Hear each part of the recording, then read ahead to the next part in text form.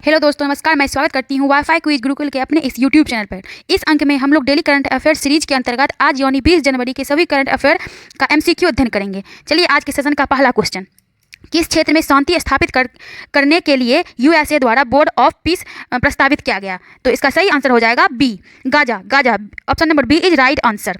चलिए, अगला question, board of peace का मुख्य उद्देश्य क्या है? बोर्ड ऑफ पीस का मुख्य उद्देश्य शांति बनाए रखना व पुनर्निर्माण है। Option number B is right answer. पुनर्निर्माण और शांति बनाए रखना, इसका शांति स्थापित करना, शासन व्यवस्था सुधारना और पुनर्निर्माण कार्य संभालना, यह यूएसए की पहल है जो संघर्ष क्षेत्र में स्थिरता लाने पर फोकस करती है। चलिए, अगला question, Trump board of peace को किस रूप में प्रवेश कर रहे हैं? तो यह इसका सही ऑप्शन हो जाएगा बी नंबर, संघर्ष सुलझाने की नई कोशिश, संघर्ष सुलझाने की नई question, B number is the right answer.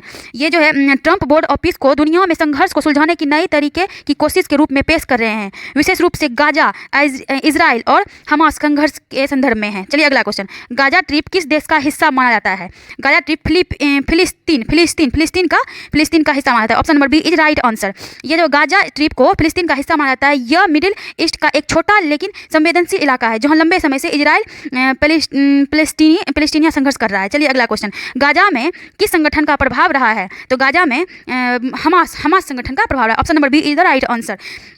गाजा में हमास संगठन का प्रमुख प्रभाव रहा है। यह क्षेत्र समय समय पर युद्ध, हवाई हमलों और तनाव का केंद्र रहा है। चलिए, अगला क्वेश्चन, गाजा में नाकेबंदी के कारण क्या कमी होती है? गाजा में नाकेबंदी, बिजली और पानी और दवाई, ये तीनों चीज कमी होती है। Option number B A is right answer.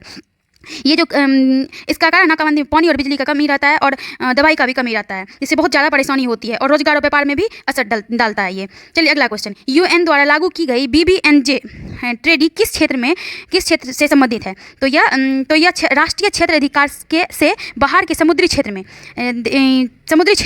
है। Option number C is the right answer, समुद्री क्षेत्र में है। चलिए, अगला क्वेश्चन, बीबीएनजे ट्रेडी को किस नाम से जाना जाता है? बीबीएनजे को हाई सीज ट्रेडी के नाम से जाना जाता है। Option number B is the right answer. यह जो है ट्रेडी, बीबीएनजे ट्रेडी को हाई सीज भी कहा जाता है क्योंकि यह खुले समुद्र के जीवन को बचाने के लिए यह 15 साल की बातचीत के बाद मार्च 2023 में तैयार हुआ। चलिए, अगला क्वेश्चन, बीबीएनजे ट्रेडी कब तैयार हुआ?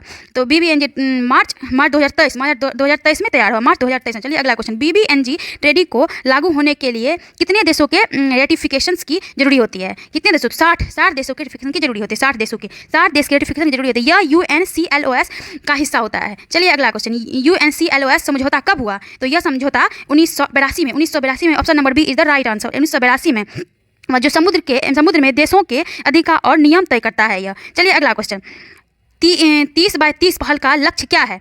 तो 2030 तक 30x30 का लक्ष्य यही है कि ये 2030 तक 30% भूमि और समुद्री क्षेत्र का संरक्षण करेगा। Option number A is the right answer. Option number A is the right answer. यह जो है लक्ष्य इसका 2030 तक 30% भूमि की समुद्री क्षेत्र को संरक्षण देना है इसका लक्ष्य। चलिए, अगला क्वेश्चन, महासागरों का कितना हिस्सा राष्ट्रीय क्षेत्राधिकार से बाहर है?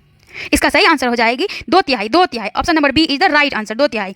यह जो है महासागरों का लगभग 2/3 हिस्सा राष्ट्रीय क्षेत्राधिकार से बाहर है, इसलिए बीबीएनजे ट्रेडी इनकी रक्षा में के लिए जरूरी है। चलिए, अगला क्वेश्चन, बीबीएनजे ट्रेडी आवश्यक क्यों होती है? तो बीबीएनजे आवश्यक होती है जलवायु परिवर्तन और ओवर फिशिंग, प्लास्टिक प्रदूषण के लिए। तो यह बीबीएनजे ट्रेडी आवश्यक क्योंकि जलवायु परिवर्तन इसके लिए आवश्यक है। तो चलिए, इसका ऑप्शन नंबर ए राइट आंसर हो जाएगा। Option number A is the right answer. हमारे साथ साथ आप भी आंसर देते चलिए, आपका भी रिवाइज हो जाएगा। चलिए, अगला क्वेश्चन, भारत और यूएई के बीच सीईपी एक पर हस्ताक्षर कब किए गए? तो ये फरवरी 2022 में हस्ताक्षर किए गए। Option number B is the right answer, जिससे व्यापार बढ़ता है। यह फरवरी 2022 में हस्ताक्षर हुआ है, जिससे व्यापार बढ़ा। चलिए, अगला क्वेश्चन, सीईपी के कारण इंडिया यूएई व्यापार 2024-25 में कितना हो गया है? तो ये कितना हो गया?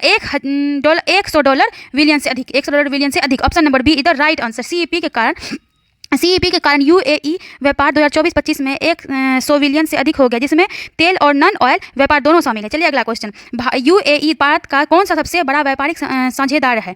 तो इसका कौन सबसे बड़ा? यह तीसरा। Option number C is the right answer. UAE CEP के भारत का तीसरा सबसे बड़ा व्यापारिक साझेदार बन गया है। चलिए, अगला क्वेश्चन, यूएई के राष्ट्रपति कौन है जो जनवरी 2026 में भारत आए थे? जो इनका राष्ट्रपति शेख मोहम्मद बिन जायद L nine. Option number A is the right answer.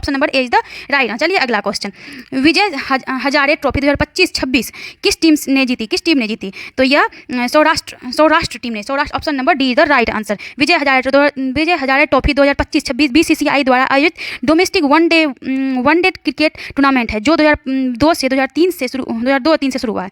चलिए अगला क्वेश्चन, विजय हजारे ट्रॉफी किस प्रकार का टूर्नामेंट है? तो यह one day cricket option number B is the right answer. Option number B is the one day cricket tournament है, BCCI द्वारा आयोजित किया जाता है। चलिए अगला क्वेश्चन, विजय हजारे ट्रॉफी की शुरुआत कब हुई? विजय हजारे ट्रॉफी की शुरुआत 2002 से 2003, अभी हमने आपको ऊपर में बताया 2002-2003। चलिए अगला क्वेश्चन, भारत के नॉर्थ ईस्ट क्षेत्र में NCC गोल्ड मेडल जीतने वाली पहली अधिकारी कौन है? तो यह पहली अधिकारी लेफ्टिनेंट KM सुधार। Option number A is the right answer. Option number हाँ, तो ये जो गोल्ड में NCC गोल्ड मेडल जीतने वाली पहली अधिकारी बनी है। चलिए अगला क्वेश्चन, NCC की स्थापना कब हुई? NCC की स्थापना 1948 में हुई। चलिए अगला क्वेश्चन, NCC का मुख्यालय कहाँ? NCC का मुख्यालय नई दिल्ली। NCC का मुख्यालय नई दिल्ली में। Option number B is the right. अगला क्वेश्चन, भारत का पहला open sea marine fish farming project कहाँ लॉन्च किया गया? तो यह अंडमान सागर में लॉन्च किया। Option number C is the right answer. यह भारत का पहला open sea marine fish farming project Andaman and Nicobar island में लॉन्च किया गया। Ministry of earth sciences NIOT और स्थानीय प्रशासन के सहयोग से हुआ है। चलिए अगला question, open sea marine fish farming project का उद्घाटन किसने किया? इसका उद्घाटन केंद्रीय मंत्री जितेंद्र सिंह ने। Option number B is the right answer. Option number B is the right answer. चलिए NIOT का मुख्यालय कहाँ? NIOT का मुख्यालय Chennai. Option number B is the right answer. Option number NIOT का मुख्यालय चेन्नई तमिलनाडु में है। स्थापना इसका 1993 ईस्वी में हुआ था। चलिए अगला क्वेश्चन, सागर मैत्री भारतीय नौसेना और किस संगठन की संयुक्त पहल है? तो यह DRDO की पहली, यहाँ ऑप्शन नंबर डी DRDO। आप लोग ध्यान रखिए DRDO की, पर यह ऑप्शन DRDO हिंदी में लिखा गया इसलिए ये थोड़ा गलत लग रहा है, DRDO होगा। DRDO की संयुक्त पहल है, ये संयुक्त पहल है। NPOL द्वारा संचालित किया गया। चलिए अगला क्वेश्चन, सागर मैत्री मिशन का उद्देश्य क्या है? सागर मैत्री मिशन का ओशन रिसर्च में सहयोग। Option number B is the right answer. Option research में सहयोग करना है, इसका यह मजबूत करना है। और ये जो INS सागर धवानी को कोच्चि से रवाना किया गया है। चलिए अगला क्वेश्चन, भारत के किस बॉक्सर को एशियन बॉक्सिंग काउंसिल का मेंबर नियुक्त किया गया है? तो इसका हो जाएगा विजेंद्र सिंह को क्या गया है? विजेंद्र सिंह को नियुक्त किया गया। Option number A is the right answer, Vijender Singh को। तो ये हो जाएगा एशियन बॉक्सिंग काउंसिल का सदस्य नियुक्त किया गया। ये वे भारत के पहले ओलंपिक बॉक्सिंग मेडलिस्ट है, भारत के पहले।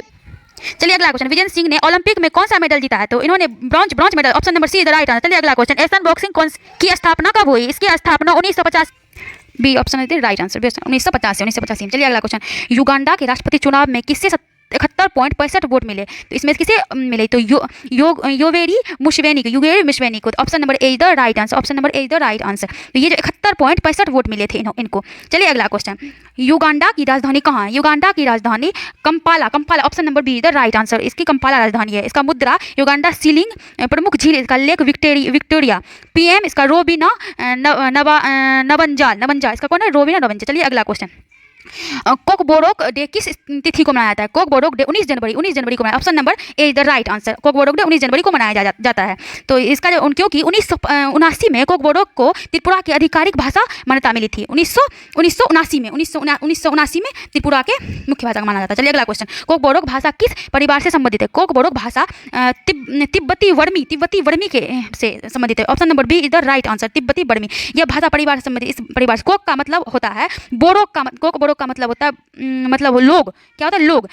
तिपरा मोथा पार्टी रोमन लिपि की मांग कर रही है अभी। चलिए अगला क्वेश्चन, सेबी के अनुसार IPO की संख्या में भारत विश्व में किस स्थान पर है? तो यहाँ भारत पहला स्थान। Option number A is the right answer, पहला स्थान पे है। चलिए अगला क्वेश्चन, भारत का पहला ग्रीन अमोनिया प्रोजेक्ट किस राज्य में शुरू किया गया? तो भारत का पहला ग्रीन अमोनिया प्रोजेक्ट यह आंध्र प्रदेश में शुरू किया गया। ये आप लोग देखिए, डेली करंट अफेयर के अंतर्गत ये कुछ क्वेश्चन आपको रिवाइज कराया जा रहा है। पहले वाला क्वेश्चन साथ साथ आप लोग भी रिवाइज करिए। चलिए अगला क्वेश्चन, तिरुवल्लुवर दिवस कब मनाया जाता है? तो यह 16 जनवरी को मनाया जाता है। चलिए अगला क्वेश्चन, यह मुकल्ला पोर्ट किस देश में स्थित है? मुकल्ला पोर्ट किस देश में? यह यमन देश में स्थित है।